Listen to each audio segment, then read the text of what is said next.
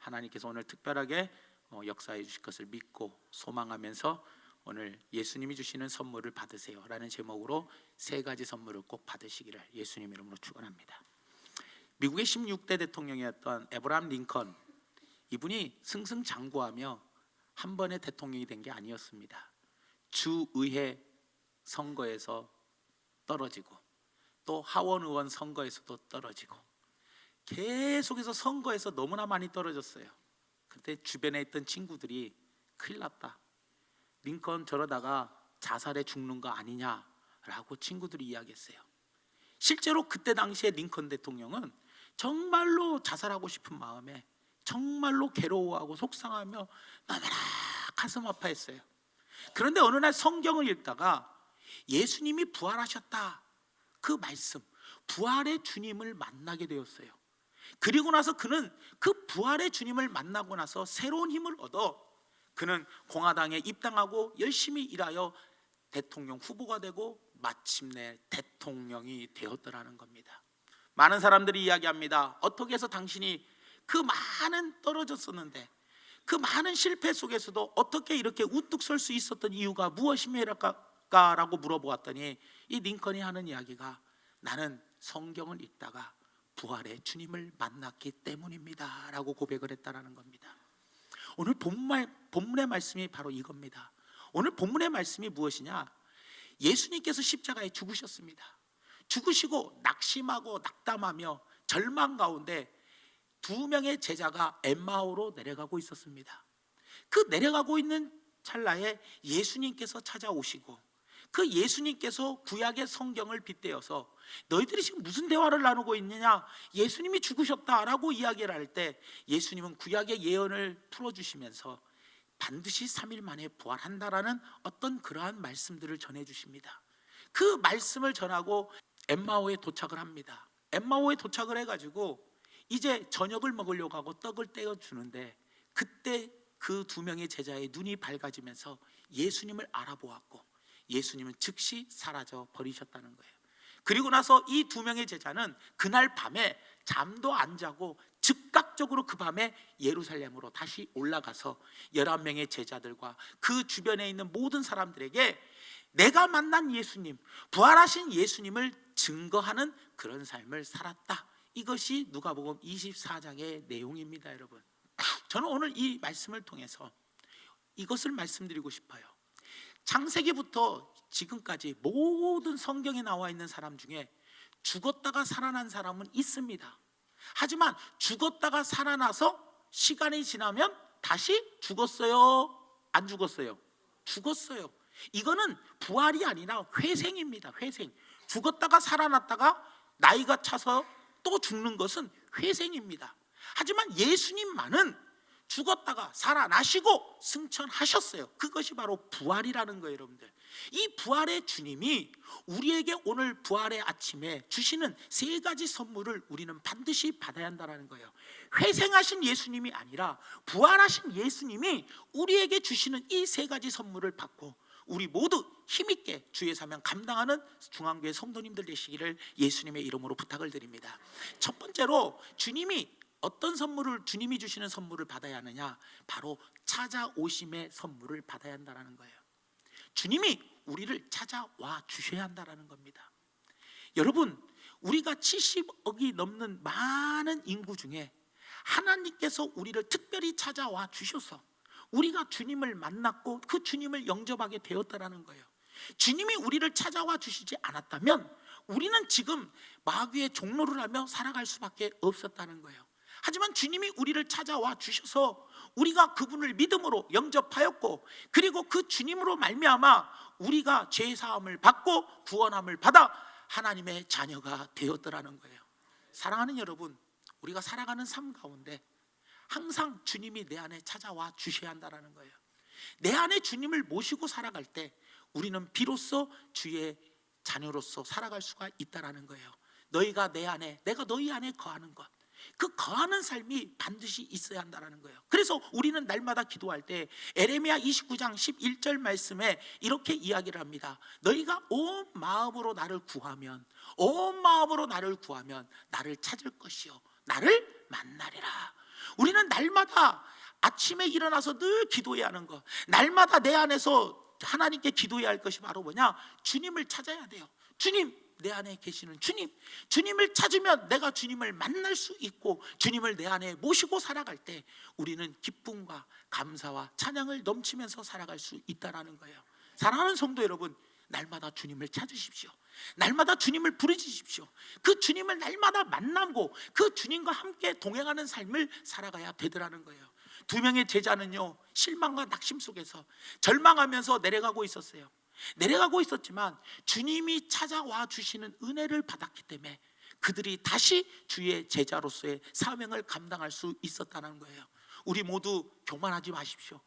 주님 나와 늘 함께 계시지 라는 교만한 마음으로 살지 마시고, 날마다 주님 내 안에 계시옵소서, 주님 내 안에 찾아오시옵소서, 주님 찾아오시는 선물을 날마다 나는 간직하며 살기를 원합니다라는 겸손한 마음으로 날마다 주님의 찾아오심을 기대하고 고대하고 소망하는 우리 성도님들 되시기를 예수님의 이름으로 부탁을 드립니다. 그 다음에 두 번째로 주님이 주시는 선물이 바로 무엇이었냐? 뜨겁게 하여 주시는 선물을 받았다는 거예요. 오늘 본 말씀 32절 말씀에 이렇게 이야기합니다. 그들이 서로 말하되 길에서 우리에게 말씀하시고 우리에게 성경을 풀어주실 때 우리 속에서 마음이 뜨겁지 아니하더냐? 마음이 뜨겁게 해주셨다라는 거예요. 사랑하는 여러분, 우리가 어떤 일을 할 때 마음이 뜨거워야 어떤 일도 잘 되는 거예요. 여러분, 장사하는 것도 마찬가지입니다. 어떤 뜨거운 마음으로 열정을 가지고 일을 해야 돈도 잘 벌리는 거 아닙니까? 어떤 주의 일을 하는 데 있어서도 마음이 뜨거워서 일하는 거와 마음이 식어가지고 냉랭해져서 찬바람이 내 안에 쓱 불 때 일하는 거하고는 틀리더라는 거예요. 예배를 드리는 것도 마찬가지입니다. 내 심령이 뜨거울 때 찬송 부르는 거, 내 심령이 뜨거울 때 기도하는 거, 내 심령이 뜨거울 때 말씀을 듣는 거, 내 심령이 뜨거울 때 하나님께 예물을 드리는 것, 모두가 다 뜨거울 때 하나님께 정성껏 올려드릴 수 있는 것이지, 마음이 차가워갖고 내 평생 사는 동안 입만 뻥끗하고 입술만 뻥끗하는 기도, 입술만 뻥끗하는 찬양, 이것이 하나님이 과연 기뻐하시겠냐는 거예요. 사랑하는 여러분, 우리는 심령이 날마다 주님이 내 안에 찾아오셔서 나를 뜨겁게 해주셔야 한다는 거예요. 그래서 주님이 나에게 찾아와 주시는 것은 은총이고, 내 마음을 뜨겁게 해주시는 것은 주님이 주시는 축복이라는 거예요. 여러분들, 주님이 찾아오시는 은총을 받고 또 주님이 나를 뜨겁게 해주시는 축복을 받고 살아갈 때, 그것이 바로 우리가 주의 사명을 감당하는 아름다운 길이라는 것을 꼭 기억해 주시기를 예수님의 이름으로 부탁을 드립니다. 어떤 목사님이, 실제로 있었던 이야기인데, 이 목사님에게 미국에서 한 자매님이 전화를 했더래요. 목사님 교회 근처에 우리 언니가 사는데 우리 언니 좀 전도해 주세요 라고 전화를 했대요, 교회로. 저도 그런 전화를 가끔 받습니다. 그런데 이 목사님이 그 언니 전화번호를 받아가지고 그 언니를 만났대요. 동생이 만나라고 해서. 근데 그 언니에게 이야기했답니다. 예수 믿으세요 라고 말했답니다. 그때 이 언니가 하는 말이, 저는 초등학교 선생님입니다. 월요일부터 토요일까지는 학교에서 일하다 보니까 너무 바쁘고 정신이 없어서 교회 나갈 수 없고, 주일날은 유일하게 하루 내가 쉽니다. 그 하루 쉴 때 내가 정말로 발견해야 할 것, 내가 해야 할 것이 무엇인지를 저는 발견했습니다. 그것이 바로 무엇이냐? 네잎클로버를 나는 5만 개 찾는 것이 제 목표입니다. 그래서 지금 3만 개 가까이 찾았고, 앞으로 네잎클로버 2만 개만 찾으면 내 목표가 달성됩니다 라고 이야기를 하더라는 거예요. 결국은 예수를 믿지 않더라는 겁니다. 여러분, 뜨거워도요, 마음이 뜨거워도 올바른 데에다가 뜨거워야지, 쓸데없는데 네잎클로버 그거 5만 개 찾은다고 뭐 세상이 바뀌는 것도 아니고 내 팔자가 바뀌는 것도 아니지 않습니까? 그런데 쓸데없는 데 뜨거워가지고 쓸데없는 데 열정을 쏟아붓는 그런 선생님도 계시더라는 거예요. 그런데 우리는 쓸데없는 데 뜨거운 것이 아니라 꼭 필요한 데 뜨거울 줄 아는 그런 성도님들이 되어져야 되더라는 겁니다. 여러분들, 사랑하는 여러분, 우리가 어떤 일을 할 때 그 일을 이루고 그 일을 완성하는 데는 뜨거움이 없이는 절대로 그 일을 완성할 수 없다라는 거예요. 자식을 키울 때에도 그 자식을 잘 키워야겠다는 뜨거운 마음이 있을 때 자식을 제대로 키우고 힘들고 어려워도 그 뜨거운 마음 때문에 그 뜨거운 열기가 다른 것들을 다 힘들고 어려운 것들을 다 녹여버릴 수 있는 것처럼, 사랑하는 여러분, 내 안에 주님 이 부활의 아침에 나에게 찾아와 주셔서 은총으로 찾아와 주시고 나에게 뜨거운 마음을, 뜨거운 심령을 회복시켜 주시옵소서. 주님의 뜨거움 주심을, 축복을 받기를 원합니다. 나는 기도하는 우리 모두가 되기를 예수님의 이름으로 부탁을 드립니다. 마지막 세 번째로는 주님이 찾아와 주셨고 그리고 뜨거움을 주셨어요. 그랬더니 이 두 명의 제자가 어떻게 했어요? 사명을 감당하기 시작했더라는 거예요. 오늘 본 말씀 35절 말씀에 보니까 이렇게 이야기합니다. 두 사람도 길에서 된 일과 예수께서 떡을 떼심으로 자기들에게 알려지신 것을 말하더라. 예수님의 부활을 뭐 하기 시작했어요? 증거하기 시작했어요. 예수님이 직접 우리에게 찾아오셔서 우리에게 이렇게 말씀해 주셨다. 부활하신 예수님을 마음껏 알리며 증언하는 삶을 살게 되었더라는 겁니다. 여러분, 사도행전 1장 5절에서 8절 말씀에 요한은 물로 세례를 베풀었으나 너희는 몇 날이 못되어 성령으로 세례를 받으리라 하셨느니라. 그들이 모였을 때 예수께서 여쭈어 이르되 주께서 이스라엘 나라를 회복하심이 이때니까 라고 질문을 합니다. 그랬더니 이 나라를 이때 회복시켜 주실 겁니까? 어느 때 회복이 됩니까? 라고 질문했더니 이르시되 때와 시기는 아버지께서 자기의 권한 안에 두셨으니 너희가 알 바가 아니요 오직 성령이 너희에게 임하시면 너희가 권능을 받고 예루살렘과 온 유대와 사마리아와 땅끝까지 이르러 내 증인이 되리라 하시니라. 이 두 명의 제자는 부활의 주님을 만나고 즉각적으로 예루살렘에 올라가 11명의 제자들과 그와 함께 있던 많은 사람들에게 전달했고, 그리고 예수님이 승천하시던 그 500명 가운데 이 두 명의 제자는 포함되어 있었더라는 거예요. 그리고 그 예수님의 승천하시는 모습을 보고 예수님이 마지막으로 자기에게 당부하신 땅끝까지 이르러 내 증인이 되리라 라고 말씀하신 그 사명을 잘 받아서 그 사명을 뜨거운 마음으로 순교의 자리까지 가면서까지 끝까지, 로마가 뭐예요? 엄청난 핍박을 했는데도 그 핍박에 굴하지 아니하고 끝까지 살아계신 예수님, 부활하신 예수님, 그 피 묻은 십자가의 복음을 두 명의 제자들은 증거하게 되었더라는 거예요. 힐티라는 사람이 이런 이야기를 했습니다. 내가 태어난 날보다 더 중요한 날은 내 사명을 발견한 날이다 라는 말을 했습니다. 사랑하는 여러분, 우리가 태어난 날이 중요한 게 아닙니다. 태어난 날보다 더 중요한 것은 주님이 나에게 찾아오시고 그리고 그 주님이 내 마음을 뜨겁게 하여 주심으로 내가 비로소 주님의 몸된 교회를 위하여, 주님 나라 확장을 위하여 내가 무엇은 일을 할 것인가 라는 사명을 받은 그것이 가장 뜻깊은 날이고 가장 행복한 날이고 가장 즐거운 시간이 되어야 되더라는 거예요. 여러분들, 두 명의 제자들은 낙심하며 낭망하며 그리고 슬픈 기색을 띠며 내려가고 있었어요. 내려갔는데 그 내려간 제자들에게 예수님이 찾아오셔서 그들의 마음을 뜨겁게 해주시고 그들에게 새로운 사명을 허락하여 주셨다는 거예요.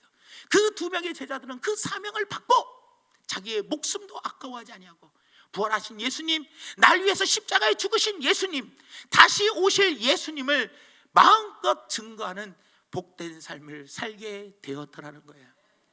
1885년도 4월달 부활절 주일 아침에 인천항에 언더우드 목사님하고 이 아펜젤로 목사님이 우리나라에 첫 발을 내딛습니다. 그게 1885년 4월 부활주일입니다.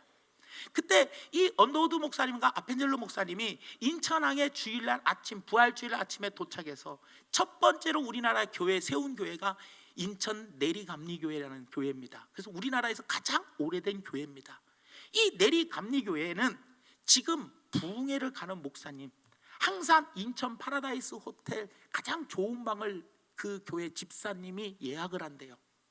근데 그분이 누구냐? 개그맨 이혁재라고 합니다. 그가 주님, 부활하신 주님을 만나고 변화되어서 이제 내가 살아있는 동안에는 우리 교회에 오시는 강사님의 숙소는 항상 제가 다 하겠습니다. 그 방이 히딩크가 자던 방이고, 인천에 높은 사람들이 오면 항상 그 방에 잔대요. 그 방을 한마디로 그 호텔에서는 이혁재 방이라고 이야기를 할 정도로, 이혁재 씨가 전화해가지고 호텔에 전화한답니다. 며칠간입니다 라고 말하면 호텔에서 그런답니다. 이혁재 씨, 또 교회에서 부흥회 하시나 보네요. 가격은 얼마입니다. 이거고 끝난대요. 그렇게끔 했던 이유가 바로 뭐냐? 그 이혁재 씨가 부활의 주님을 만나고 난 후에 그가 자기가 해야 할 사명이 무엇인지를 발견했다는 거예요. 그것이 바로 뭐냐? 오시는 강사님마다 내가 모든 숙소를 항상 제공해 드린다는 그거의 사명을 발견하고, 자기는 그걸 끝까지 죽는 난 놓치지 않겠다라고 이야기를 했다라는 겁니다. 물론 강사님의 숙소가 중요한 게 아닙니다. 사랑하는 여러분, 우리가 신앙생활을 몇십 년 하면서 과연 내가 이 사명만은 나는 절대 놓지 않을 거야, 나는 이것만큼은 절대 끝까지 쥐고 갈 거야, 내 목숨이 떨어지는 날까지 나는 이 사명 감당하며 갈 거야 라는 그 사명을 여러분들은 발견하고, 그 발견한 사명을 마음에 품고 뜨거운 심령으로 그 사명을 위해서 달려가고 계시는지 우리 스스로를 한번 돌아보는 복된 시간이 되었으면 좋겠습니다. 사랑하는 여러분, 오늘 성찬예식 때문에 말씀을 짧게 마치려고 합니다. 오늘 말씀의 결론을 맺으면 그겁니다. 예수님이 죽으셨습니다. 그 죽으신 소식 때문에 이 두 명의 제자 글로바와 또 다른 제자 한 명은 그냥 상심하고 낙심하며 절망 가운데 그냥 내려가고 있는 중이었습니다.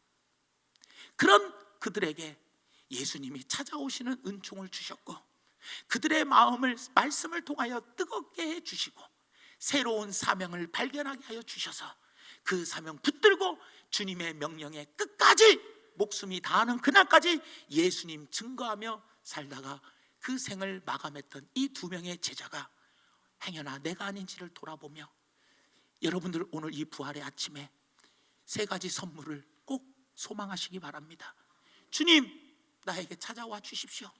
내가 부르짖고 찾고 구하오니 나를 만나 주시는 은총을 베풀어 주시고, 주님, 내 안에 말씀을 통하여 나를 뜨겁게 하여 식어버린 내 신앙을 달아오르게 해주시고, 달아오른 나에게 내가 앞으로 살아가는 동안에 병들고 힘없고 돈 없고 늙었고 배운 것도 없는 나에게도 주님이 생명을 주신 것은 나에게 어떠한 일을 하라는 사명이 있다는 것을, 그 사명을 발견하게 하여 주셔서 그 사명 끝까지 붙잡고 생명 다하는 날까지 주의 일을 하며 즐겁게 생을 마감할 수 있는 내가 되게 해달라고 주님 앞에 이 세 가지 선물을 꼭 구하시고 꼭 받는 부활절이 되시기를 예수님의 이름으로 축원을 드립니다.